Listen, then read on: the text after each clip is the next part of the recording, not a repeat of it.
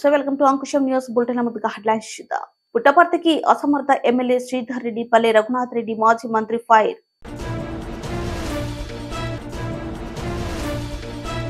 ధర్మవరంలో చేనేతలకు అన్ని విధాలుగా అండగా ఉంటా పరిటాల శ్రీరామ్, దేశం పార్టీ ఇన్ఛార్జ్. లైంగిక వేధింపులపై జిల్లా ఎస్పీకి టీడీపీ ఆధ్వర్యంలో ఫిర్యాదు.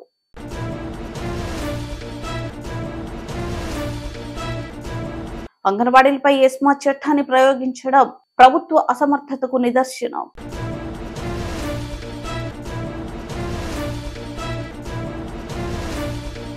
ఇంటి వద్దకే అవ్వతాతల పెన్షన్లను ఇస్తున్న ప్రభుత్వం దేశంలో ఎక్కడ లేదు. డాక్టర్ సతీ సూర్యనారాయణ రెడ్డి శాసనసభ్యులు.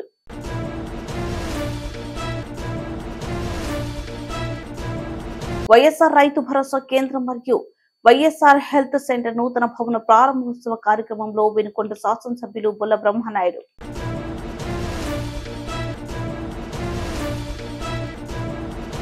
సత్యసాయి జిల్లా పుట్టపర్తి ఎమ్మెల్యే శ్రీధర్ రెడ్డి అసమర్థ ఎమ్మెల్యేని ఎటువంటి అభివృద్ధి చేయలేకపోయారని, కేవలం ప్రచారానికే పరిమితమయ్యారని పల్లె రఘునాథ్ రెడ్డి మాజీ మంత్రి ఆరోపించారు.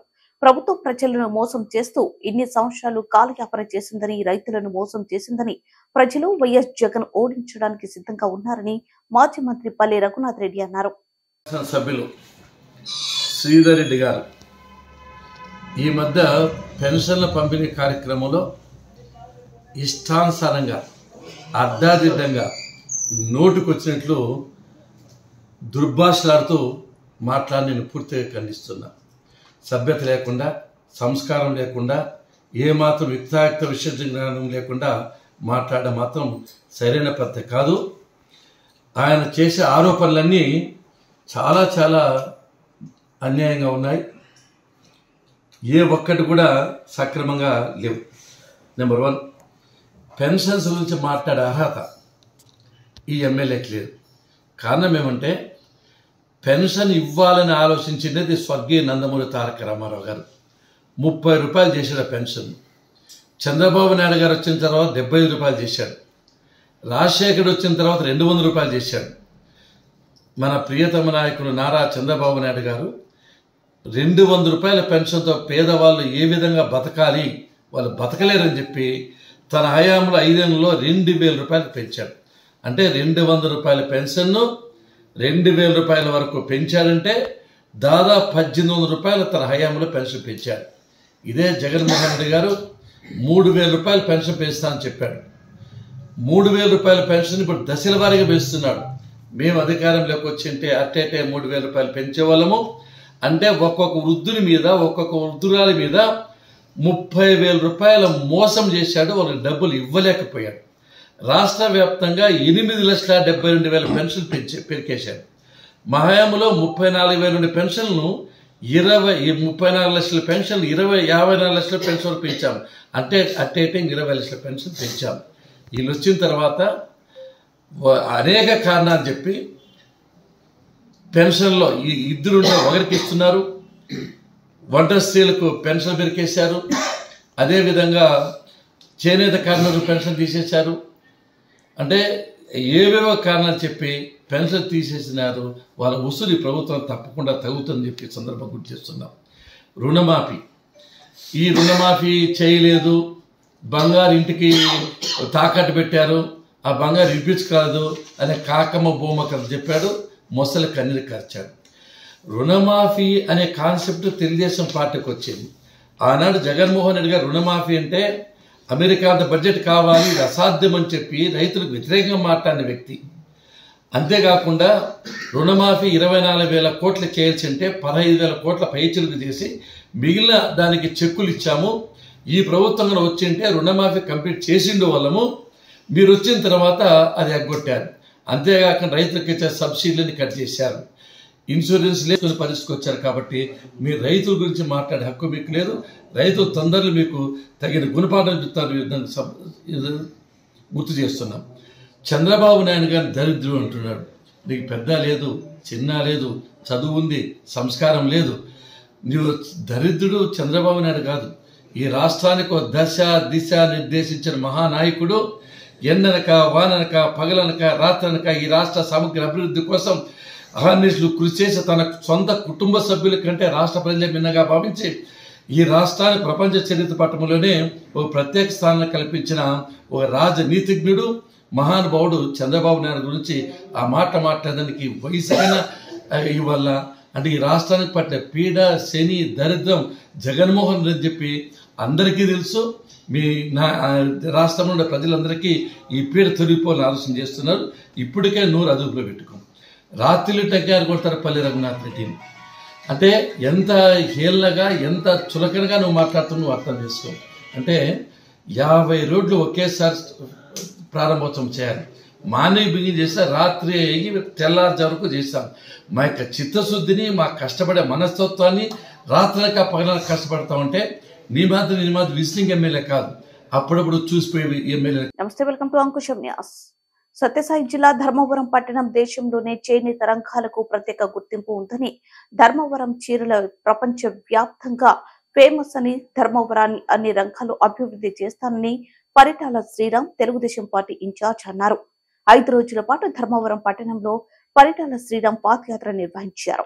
ఈ సందర్భంగా ముగింపు సమావేశంలో పరిటాల శ్రీరామ్ మాట్లాడుతూ వచ్చే ఎన్నికల్లో తెలుగుదేశం పార్టీ ఘన విజయం సాధిస్తుందని, ప్రజలకు కావలసిన అన్ని సౌకర్యాలను ఏర్పాటు చేస్తామని పరిటాల శ్రీరామ్ అన్నారు. తెలుగుదేశం పార్టీ శ్రేణులు పెద్ద ఎత్తున ఈ పాదయాత్ర ముగింపు కార్యక్రమంలో పాల్గొన్నారు. అనే విషయం కూడా నాకు అర్థమైంది. ఆ రోజు నుంచి ఇక్కడ నిలబడడం, ముందుకు నడవడం అనేది నా రాజకీయ ప్రస్థానంలో అది అనివార్యంగా మారిందనే విషయాన్ని కూడా మీకు అందరికీ తెలియజేస్తున్నా. మరి దీంట్లోనూ ఏ రకంగా మొత్తం ధర్మవరం అంతా తిరిగినప్పుడు ఎన్నో సమస్యలు, ఎన్నో బాధలు. అందులో ముఖ్యంగా ధర్మవరం అంటే చేనేతలు, చేనేతలు అంటే ధర్మవరం అంటూ ఎప్పటి నుంచి ఆ పేరు పెట్టుకుని ముందుకు నడుస్తున్న పట్టణం మంది. ఇటువంటి పరిస్థితుల్లో మన పట్టణం అంతా తిరిగినప్పుడు ఎక్కడ చూసినా హ్యాండ్లూమ్స్ వాళ్ళు పూర్తి స్థాయిలో ఇబ్బంది పడిపోయే పరిస్థితి. వాళ్ళ బాధలు వింటుంటే మన గుండెలు తడుక్కుపోతాయి. వాళ్ళ పరిస్థితి రకంగా ఉందంటే కొంతమంది మరి బయటకు వచ్చేసి అన్నా తినడానికి జరగడానికి కూడా బాధపడుతున్నామన్నా జరగట్లేదు, చాలా ఇబ్బందిగా ఉందని చెప్తా. అంటే వాస్తవంగా చెప్పాలంటే ఎటువంటి కఠిన హృదయస్తుకైనా సరే కళ్ళలో నీళ్ళు వచ్చే పరిస్థితి వాళ్ళని చూస్తా. అంటే ఏ వార్డు తిరిగినా, ఏ కుటుంబాన్ని టచ్ చేసినా ఇటువంటి అనేకమైన పరిస్థితులు బయటకు వస్తున్నాయి. ఈరోజు ఒకటే విషయాన్ని నేను ఈ ధర్మవరం నడిపోటీలో నిలబడి చెప్తున్నా. ధర్మవరం బతకాలంటే చేనేత కార్మికుడు బతకాలి అనే విషయాన్ని మరొకసారి మనం గుర్తు చేసుకోవాలా. హ్యాండ్లూమ్స్ ను బతికించుకుంటేనే ధర్మవరం నిలబడుతుంది, లేకపోతే ధర్మవరంలో మార్కెట్ అనేది ఏమన్నదు. ఇక్కడ ఎప్పుడైతే హ్యాండ్లూమ్ కుప్ప కూలుతుందో ధర్మవరానికి ఆ పేరు పోగొట్టుకుని ఒక సచ్చిన శవంలా తయారవుతుంది ధర్మవరం అనే విషయాన్ని గుర్తు పెట్టుకోవాలా. మరి ఇంత ప్రాముఖ్యత ఉన్న చేనేతల్ని మనం చావనిస్తామా, ఇబ్బంది పడనిస్తామా? ఏంటో లేదు. తెలుగుదేశం చేనేత కార్మికుడికి అండగా ఉంటుంది, హ్యాండ్లూమ్స్ ని బతికిస్తుంది, ధర్మవరం పేరుని నిలబెడుతుంది అనే విషయాన్ని కూడా మీకు అందరికీ తెలియజేస్తున్నా.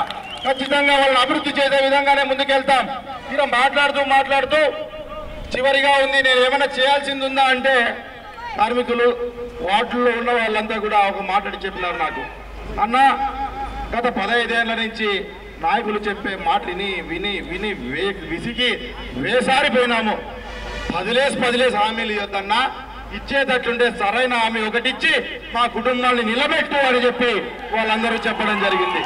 దాంట్లో భాగంగా ఖచ్చితంగా చేనేతల్ని నిలబెట్టుకునేటట్టుగా వాళ్ళకు కూడా రేపొద్దున స్కిల్ డెవలప్మెంట్ సెంటర్లు కూడా తీసుకొని వచ్చి మరింత మెరుగ్గా చేనేతలు చీరల్ని ముందుకు నడిపించేటట్టుగా ధర్మవరం పేరు నిలబడేటట్టుగా చేస్తామని చెప్పి కూడా నేను తెలియజేస్తున్నా.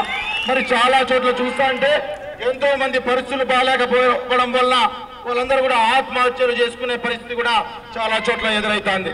అటువంటి వాళ్ళందరినీ కూడా నిలబెట్టుకోవడానికి, ఆ కుటుంబాన్ని నిలబెట్టుకోవడానికి నేను జోలు బట్టి తిరుగుతాను నేను చెప్పను, నా జోలుకు దొక్కబడుతుందని కూడా నేను చెప్పను. ఈరోజు ఒకటే విషయాన్ని చెప్తా, ఖచ్చితంగా ఆ కుటుంబాల్లో పిల్లల చదువులకి ఉపయోగపడేటట్టుగా ధర్మవరంలో అన్ని పార్టీలను కలిపి, అన్ని కులాలను కలిపి, ముఖ్యంగా చేనేతల్ని ముందుకు పెట్టి ఒక కమిటీని తయారు చేసి వాళ్ళ చదువులకు ఇబ్బంది పడుకోకుండా ముందుకు తీసుకెళ్తారనే విషయాన్ని కూడా మీకు అందరికీ తెలియజేస్తున్నా. మరి అదే రకంగా మహిళలు అడుగుతున్నారు, అన్న ఇంట్లో పెద్ద దిక్కు ఇదైపోయింది, మా పరిస్థితి మేమెట్ల కుటుంబాన్ని ముందుకు సాగించుకోవాలా అని చెప్పి మహిళలంతా కూడా ఎంతో బాధతో వాళ్ళందరి బాధను కూడా వెలగక్కోవడం జరిగింది. దానికి ఏ రకంగా చేద్దామమ్మా, ఏ రకంగా అయితే మీ కుటుంబాన్ని నేను కాపాడుకోగలుగుతాను అన్నప్పుడు వాళ్ళందరూ కూడా క్లాత్ ఇండస్ట్రీని ధర్మవరంలోకి తీసుకొని రండి, ఎక్కడైనా స్టిచ్చింగ్ యూనిట్లు పెడితే ఖచ్చితంగా మాకందరికి కూడా ఉపాధి అవకాశం కలుగుతుంది మహిళలకు అని చెప్పి చెప్పడం జరిగింది. ఖచ్చితంగా తల్లి, గతంలో జాకీ తీసుకొచ్చాం, కేవలం కమిషన్లు కక్కుర్తుపడి జాకీ లాంటి అతి పెద్ద కంపెనీని కూడా పరుగులెత్తిచ్చే పరిస్థితి వచ్చింది. ఖచ్చితంగా అటువంటి పరిస్థితి లేకోకుండా కాళ్ళు పట్టుకుంటామో చేతులు. రాజమహేంద్రవరంలో ఎస్పీ కార్యాలయంలో రంగంపేట మండలం జి దొంతమూరుకు చెందిన అంగన్వాడీ టీచర్ ను లైంగికంగా వేధింపులకు గురి చేసిన జి దొంతమూరు ఎంపీటీసీపై దిశ చట్టం ప్రకారం నాన్ బెయిలబుల్ కేసులు నమోదు చేయాలి. అదేవిధంగా అవమానకరంగా కులం పేరుతో దూషించి వ్యక్తిత్వాన్ని కించపరిచిన రంగంపేట జెడ్పీటీసీ జి దొంతమూరు వీరంపాలెం సర్పంచులపై ఎస్సీ ఎస్టీ అట్రాసిటీ కేసులు నాన్ బెయిలబుల్ కేసులు నమోదు చేయాలని తెలుగుదేశం పార్టీ రాష్ట్ర ఉపాధ్యక్షులు నల్లమిల్లి రామకృష్ణారెడ్డి ఆధ్వర్యంలో ఫిర్యాదు చేసిన అంగన్వాడీ టీచర్ ఇజ్జిన పుష్పకుమారి. ఈ కార్యక్రమంలో తూర్పు గోదావరి జిల్లా ప్రధాన కార్యదర్శి ఆళ్ల గోవింద్, రంగంపేట మండల పార్టీ అధ్యక్షులు సత్యబాబు, తూర్పు గోదావరి జిల్లా అధికార ప్రతినిధి వెంకటరామరెడ్డి, తూర్పు గోదావరి జిల్లా సాంస్కృతిక విభాగ అధ్యక్షులు దేవదాన బాబా, మండల పార్టీ ప్రధాన కార్యదర్శి శ్రీను, సాయి, రాజేష్, వెంకటేష్ నాయకులు పాల్గొన్నారు.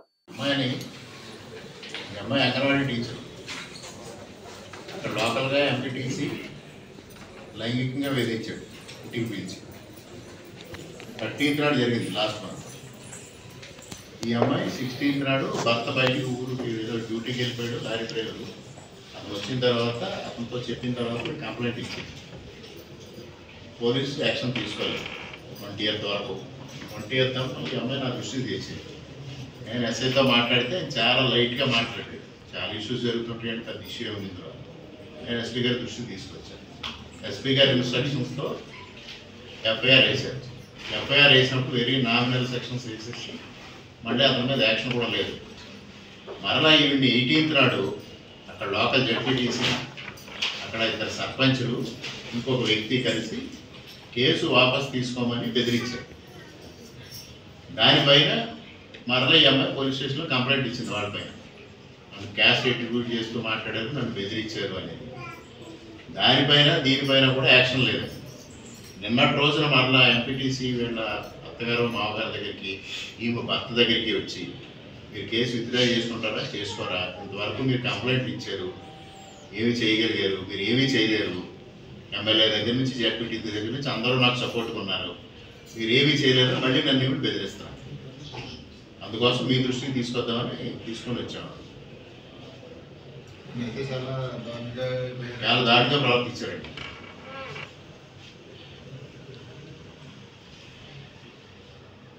డిఎస్పీ గారు కలిసారు. డిఎస్పీ గారు కలవలేదండి. ఎందుకు ఎంతమంది కలిసి ఉంటారు?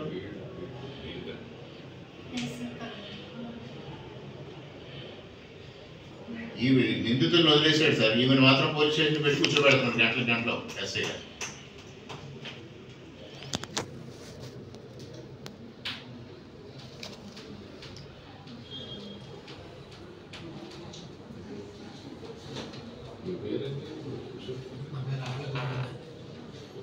తూర్పుగోదావరి జిల్లా తెలుగుదేశం పార్టీ ప్రధాన కార్యదర్శి.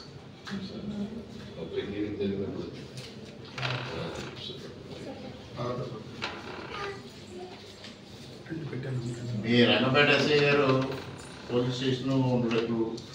ఆయన ఎంతసేపు పుట్టినరోజు ఫంక్షన్లు, పెళ్ళిళ్ళు, లేకపోతే రెస్టారెంట్ వాటికే తిరుగుతూ ఉంటాడు ఆయన. అంతే తప్పించి ఆయనకి కార్యక్రమాలు లేవు, అమ్మాయిని పుట్టినా లేదు, ముసలాయిని పుట్టినా లేదు, ఏమని చేసినా లేదు, ఏమి పట్టించుకోడు ఆయన. ఇక రెండో ఇష్యూ ఆవిడ వాడపల్లి నాగమణి పెద్ద ఆవిడ సేమ్ అదే జడ్పీటీసీ ఇంటికి వెళ్ళి కొట్టాడు. వాడికి ముక్కంట నోటంట బ్లడ్ వచ్చింది, సురదప్పి పడిపోయింది, హాస్పిటలైజ్ అయ్యింది. 2 రోజులు హాస్పిటలైజ్ అయ్యి వచ్చింది. ఇంతవరకు ఆవిడ దగ్గర నుంచి స్టేట్మెంటే తీసుకోలేదు 10 రోజులు అయ్యే వరకు. పదే ఫోర్స్ చేస్తే మొన్న కదమ్మా వస్తాను, మొన్న వెళ్ళి తీసుకున్నాను. దానికి ఎస్ఐ గారు కంప్లైంట్ ఇచ్చారు, ఏమీ యాక్షన్ తీసుకోలేదు. సిఐ గారి దగ్గర కంప్లైంట్ ఇచ్చారు, ఈవెన్ దాన్ని ఏమీ లేదు. ఇంకా అందుకే మీకు ఇస్తున్నాం. మీరు కూడా స్పందించకపోతే మాకు ఆప్షన్ ఏంటంటే ప్రైవేట్ కేసు వేసుకోవడం అంతే లాప్లెస్ ఎంపీటీసీ క్యారెక్టర్ ఏంటి సార్? ఇది 3వ ఇష్యూ ఆ మండలంలో. ఒక దళిత డాక్టర్ మహిళ ఆవిడ కానీ సాక్షాత్తు మండల పరిషత్ కార్యాలయంలో జారీ చేసాడు కాబట్టి దాని మీద యాక్షన్ లేదు. ఇంకో 2వ ఇష్యూ ఈవిడేమో క్యాస్ట్ అట్రిబ్యూట్ చేస్తూ బెదిరించి ఏంటి తహసీల్దార్ ఆఫీసులో నుండి ఇష్యూ అంతా బెదిరించడం అనేది. తహసీల్దార్ ఆఫీసు వైసీపీ ఆఫీసు ఎవరికి అర్థం కాని పరిస్థితి. అక్కడ పెట్టి బెదిరించారు. అది అయ్యింది. మళ్ళీ ఇప్పుడు ఆవిడని బెదిరిస్తున్నారు. మళ్ళీ ఆవిడ కొట్టాడు. మరి అలాంటి మనిషిని కూడా మీరు వదిలిపెట్టేసి ఇంకా అలాగే అతని బలవంతం చేసుకుని ఉంటే అతను మండలంలో ప్రజలు ఏమైనా ఉంచడు. ఇంకా అలా కొట్టుకుంటారు.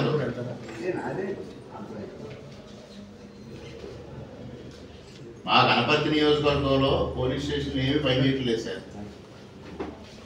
అంటే మీ దగ్గరికి రావడం కన్నా వైసీపీ ఆఫీస్కి వెళ్ళిపోయి చెప్పుకోవడం బెటర్ అనే పరిస్థితికి వచ్చింది. 13 మంది మీద పంపించారు. 13 మంది పైన. నమస్తే, వెల్కమ్ టు అంకుశం న్యూస్.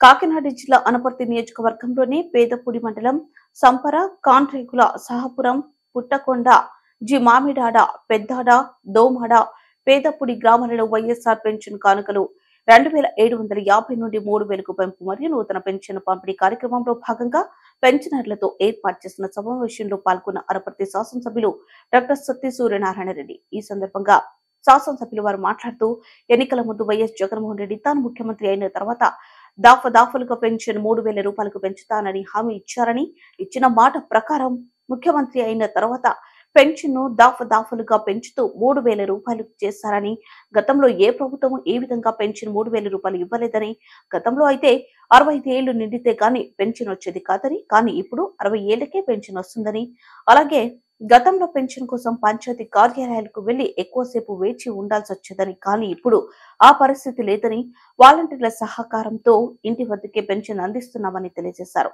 అనంతరం పాత మరియు కొత్త పెన్షన్ లబ్ధిదారులకు పెన్షన్లను అందించారు.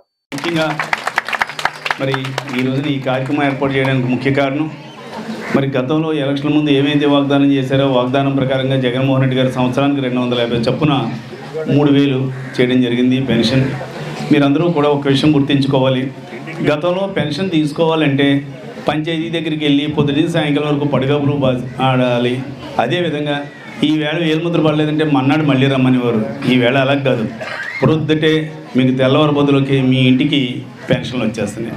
గతంలో అయితే మంచం దిగలేని వాళ్ళు ముసలాళ్ళని కూడా ఇంకో మనిషి తీసుకుని వెళ్తే కానీ అక్కడ పెన్షన్ వచ్చేది కాదు. ఈవేళ ఆ పరిస్థితి కాదు.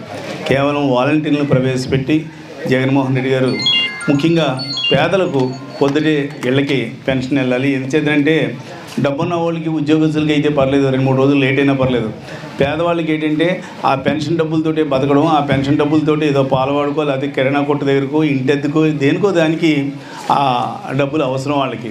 నెల బడ్జెట్ అంతా కూడా ఆ 1వ తారీఖు రాబోతులకు అందరూ అడుగుతారు, మళ్ళీ మా డబ్బులు మాకు ఇవ్వలేదేటా అని. దాని గురించి ముందు పేదవాడికి ముందుగా ఇవ్వాలన్న ఉద్దేశంతో జగన్మోహన్ రెడ్డి గారు మరి ప్రొద్దుటే 1వ తారీఖు ప్రొద్దుటే మీ ఇంటికి పెన్షన్లో.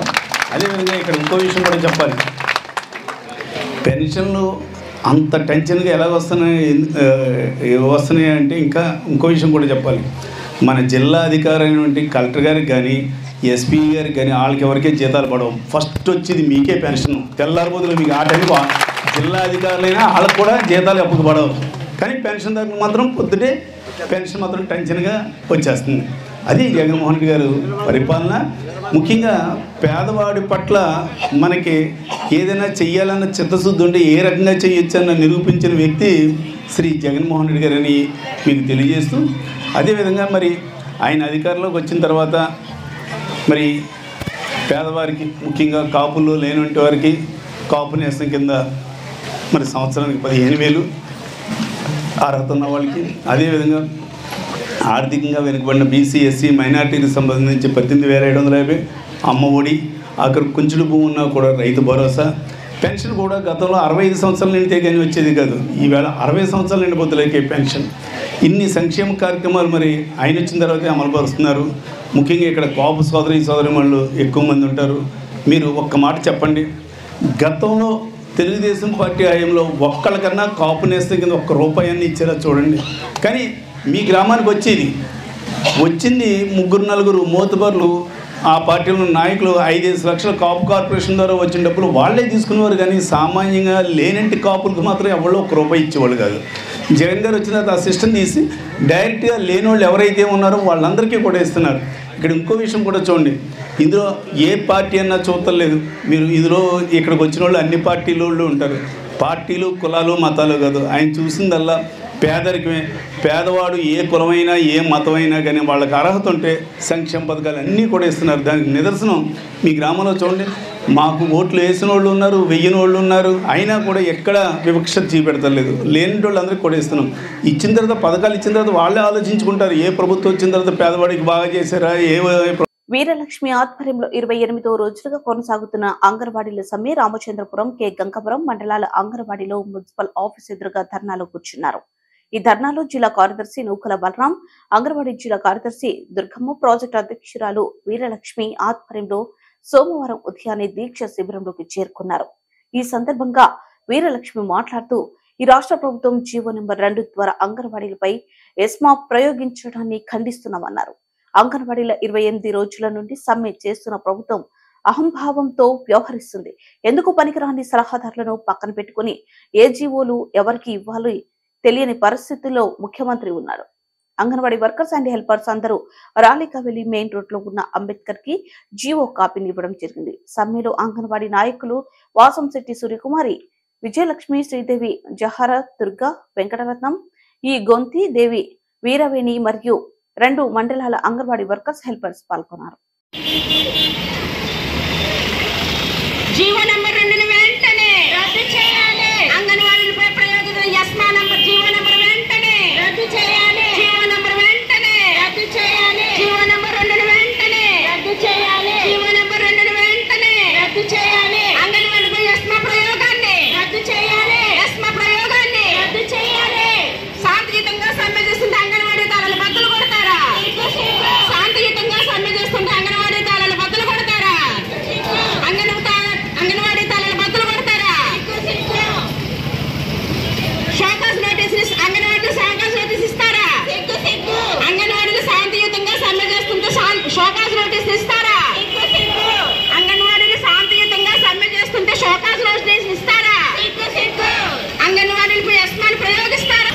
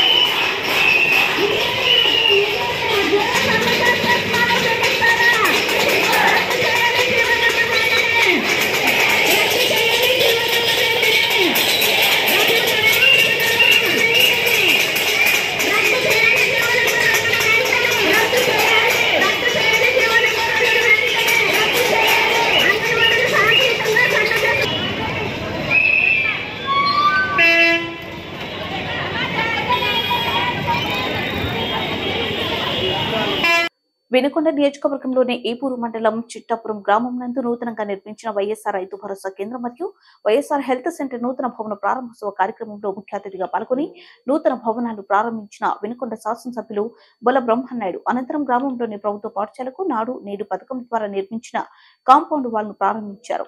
అనంతరం వైఎస్ఆర్ పెన్షన్ కానుక ద్వారా అర్హులైన వారికి మరియు నూతనంగా మంజూరైన పెన్షన్లను అర్హులైన వారికి 3,000 రూపాయల పెన్షన్ ను పంపిణీ చేశారు. అనంతరం జగనన్న భూరక్ష సమగ్ర భూ సర్వేలో భాగంగా రైతులకు పట్టాలు పంపిణీ చేశారు. కూడా 2 మాటలు చెప్పి మీరు చాలా ఆక్షేపించి ఉన్నారు. మరి జగన్మోహన్ రెడ్డి గారు మరి పెన్షన్ కార్యక్రమం మరి నిజంగా చెప్పాలంటే మీరందరూ ఒక్కసారి మనస్సు పెట్టి ఆలోచిస్తే గతంలో 1000 రూపాయలు పెన్షను, ఆ 1000 రూపాయలు ఇస్తూ లాస్ట్కి వచ్చేవరకు జగన్మోహన్ రెడ్డి గారు 3 సంవత్సరాలు ఎలక్షన్ ఉందనగానే నేను అధికారంలోకి రాగానే 2,000 రూపాయలు ఇస్తానని అన్నాడు. అన్న వెంటనే ఇవ్వకుండా చంద్రబాబు నాయుడు గారు, ఆయన తెలివిలేండి, పెద్ద తెలివికల్లోడు కదా, ఆయన ఏం చేశారు, ఎలక్షన్ 2 నెలలు ఉందనగా 2,000 ఇచ్చాడు. 4 సంవత్సరాల 10 మాసాలు 1,000 రూపాయలు ఇచ్చాడు. ఎంతమందికి ఇచ్చాడు? 39 లక్షల మందికి ఇచ్చాడు. ఈరోజు 2,250 నుంచి మొదలెట్టుకొని 3,000 రూపాయల దాకా.